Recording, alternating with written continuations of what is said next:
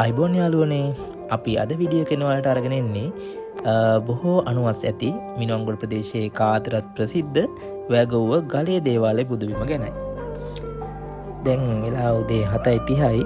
අද අපි ගලේ දේවාලය භූමියට යන්න හදන්නේ වේයන්ගොඩ මාර්ගයේ වැගොව්ව පාලම අසලින් දිවෙන මාර්ගය ඔස්සේ.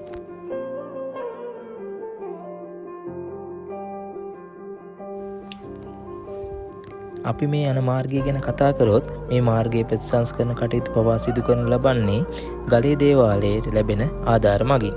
ඉතින් බැතිමතුන්ගෙන් පහසුව සඳහා විධිමත් මාර්ගයක් සකස් කර ඇති ආකාරය අපිට දැක ගන්නට පුළුවන්.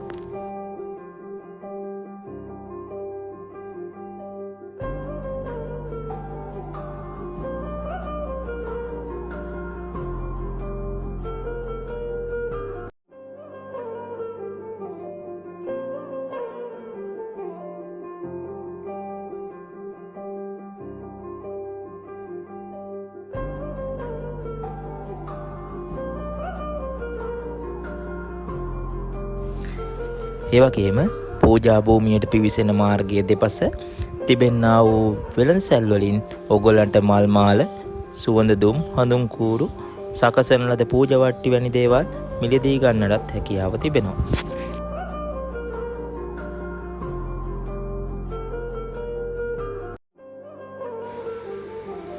අපි දැන් සිරප්පු හිම ගලවලා පූජා භූමියට ඇතුල් වෙන්නයි සූදානම් වෙන්නේ.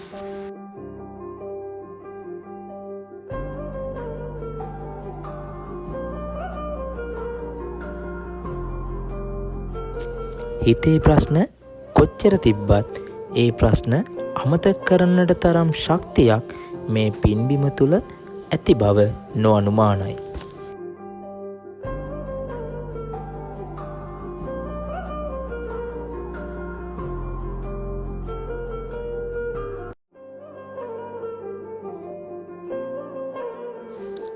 අපි ඉස්සෙල්ලාම යන්නේ පහන් පත්තු කරන තැනට. ඉතින් මේ පුදබිමේ පහන් පත්තු කරන ස්ථාන දෙකක් තිබෙනවා. මේ දොරටු වාසල අප පහන් පත්තු කරන ස්ථානයක්, ඒ වගේම දේවාල පිටිපසට වන්නට තවත් පහන් පත්තු කරන ස්ථානයකුත් පිහිටා තිබෙනවා.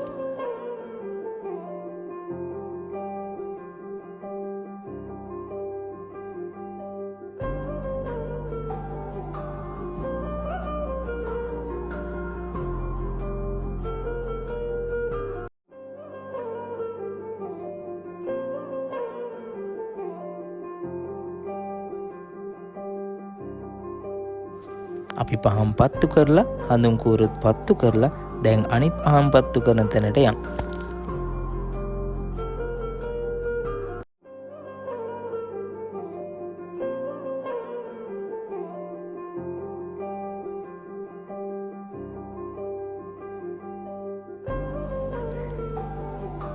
ඉතින් මේ ගලේ දේවාලයේ ඉතිහාසය ගැන කතා කළොත් වසර 150කට පමණ පෙර ගල්තලා මත කුඩා නුග පැලයක් තිබුණා. මෙහෙම නුග ගහක් හැදිලා තියෙන්නේ හාස්කමකින් කියලා හිතුණු අය ඒකට මල් පහන් පූජා කරලා බාරහාර වෙන්න ගත්තා. එහෙම බාරහාර වුණේ ගම්මාර දෙවියන්ටයි පත්තිනි මෑණියන්ටයි. එහෙම බාරහාර වුණාම හිතෙන දේවල් ඉෂ්ට වෙන බව ඒ අයට දැනුණා. එහෙම කටකතා මගින් පැතිර ගිය ගලේ දේවාලයේ හාස්කම් නිසා එක් වාහනාලවිකරුවෙකු තම ව්‍යාපාරය සාර්ථක කර ගැනීමට බාරයක් වුණා. තමන්ගේ ව්‍යාපාරය සාර්ථක වුණාම දේවාල භූමියේ දේවාල කුටියක් ඉදි කරන බවට තමයි බාර වුණේ. ඉතින් අන්න එහෙම තමයි මේ පැරණි දේවාල කුටිය ඉදි වෙලා තියෙන්නේ.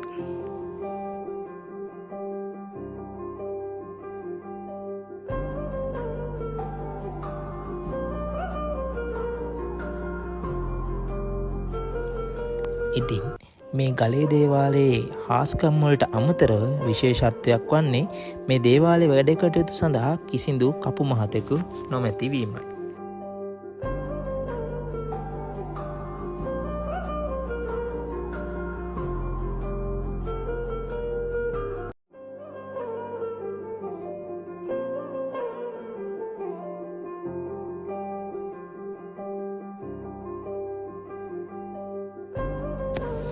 උදේ කාලයේ වුණත් මෙතන සෙනග නම් අඩුවක් නැහැ. ඒ තරම් අනුවස්සැසි ස්ථානයක් තමයි මේ ගලේ දේවාල පුදුබිම කියන්නේ.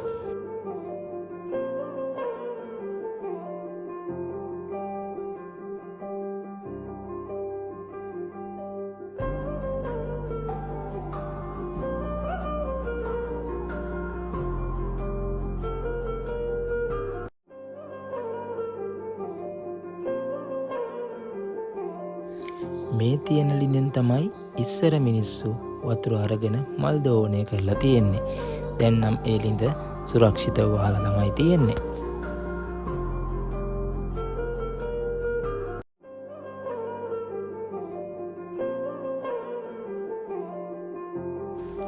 අපි ඉස්සෙල්ලාම අලුතෙන් ඉදි කරලා තියෙන බුද්ධ මන්දිරය වැඳ පුදා ගත්තා.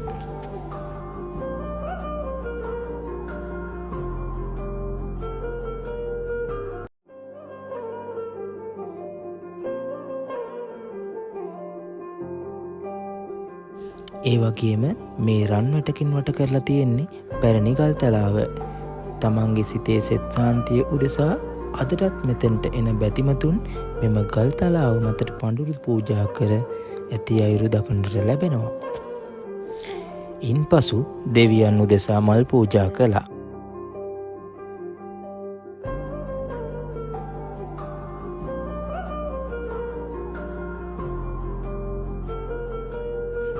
ඒ වගේම ඔයාලට පඬුරු පූජා කරන්න කැමති නම් ඒටත් මෙහි ඉඩ සලසා දී තිබෙනවා. ගම්භාර දෙවියන්ට බාරහාර වුණාට පස්සේ මේ ස්ථානයට තමයි පළතුරු වට්ටි පූජා කරන්නේ. ඒ වගේම දෙවියන්ට මල් මාලා පලන්දවීමටත් මෙතනදී හැකියාව තිබෙනවා.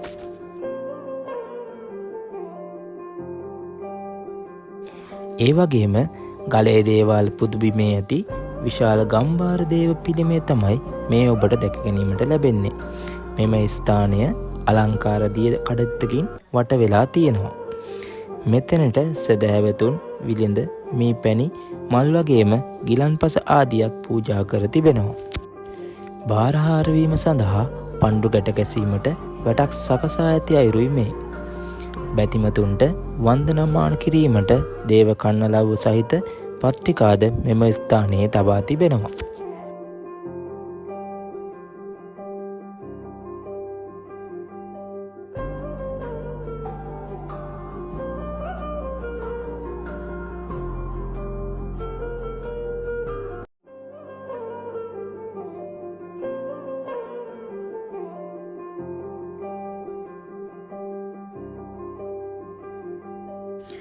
ගම්භාර දේව වන්දනා ප්‍රතිමාවට අමතරව ගණදෙවි ප්‍රතිමාවත් සරස්වතී දේව ප්‍රතිමාව වගේම ලක්ෂ්මී දෙවියන්ගේ ප්‍රතිමාවකුත් මෙම ස්ථානයේ ඉදි කරලා තියෙනවා.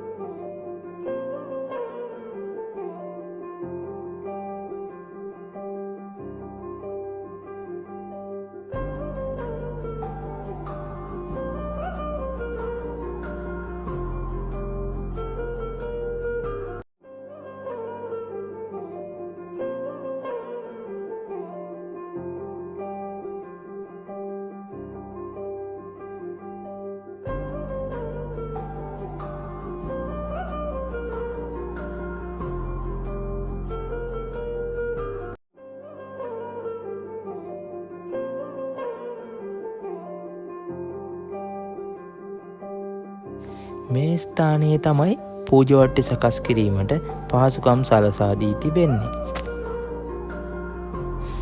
මේ ස්ථානයේ තමයි බාරහාර ඔප්පු කිරීම වෙනුවෙන් දන්සල් පැවැත්වීමට පහසුකම් සලසා දී තිබෙන්නේ.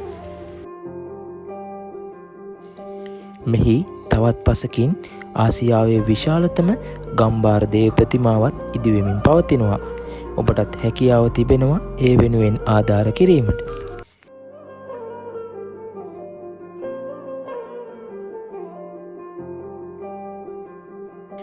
අපේ ජීවිත ගෙවෙන්නේ නොයෙකුත් ආකාරයේ හැලහැප්පීම් මැද්දේ. දුක සතුට දෙකම අපි හැමෝගේම ජීවිතවල තියෙනවා. මං හිතන විදියට ඔයාලගේ ජීවිතවලට සැනසීමක් ඕන වෙන ඕනම වෙලාවක සැනසීමක් ගේන්න පුළුවන් තැනක් තමයි මේ ගලේ දේවාල පුදබිම.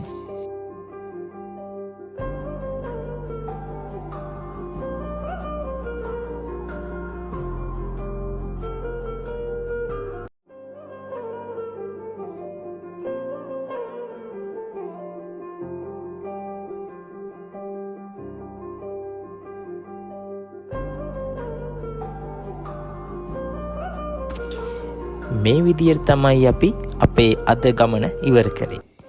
අපි මේ යන්නේ කුරුණෑගල පාරට පිවිසෙන මාර්ගයේ.